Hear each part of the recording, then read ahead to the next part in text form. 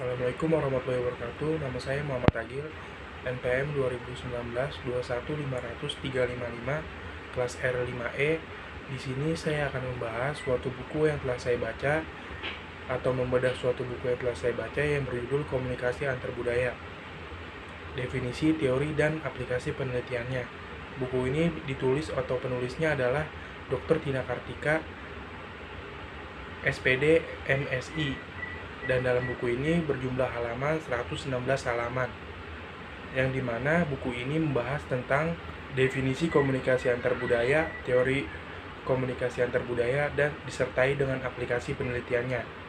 Definisi komunikasi antar budaya adalah komunikasi dengan ciri sumber dan penerima pesan berasal dari budaya yang berbeda.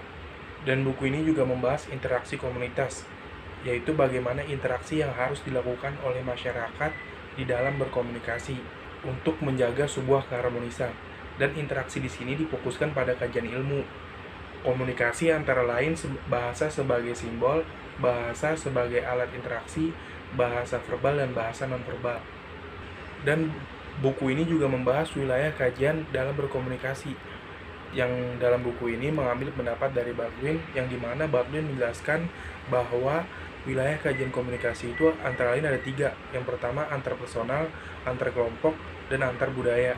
Dan dalam buku ini meneliti bagaimana sikap antara etnis Jawa yang sebagai pendatang terhadap etnis pegunungan yaitu Kota Pagelaran. Di sini buku ini membahas atau meneliti bagaimana sikap yang harus dilakukan oleh etnis Jawa terhadap Kota Pagelaran atau etnis yang dalam berinteraksi kedua etnis tersebut dapat menjaga dan saling menghargai antara satu dengan yang lainnya. Buku ini adalah sebagai salah satu rujukan bagaimana kita bersikap antara kita dengan orang lain, khususnya di dalam budaya, bagaimana kita bersikap agar kita dapat menjalin keharmonisan dalam komunikasi antar budaya.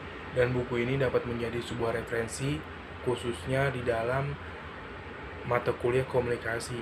Dan manfaat atau dampak yang saya rasakan setelah membaca buku ini adalah saya jadi lebih menghargai atau menghormati orang lain, khususnya di dalam kebudayaan yang berbeda.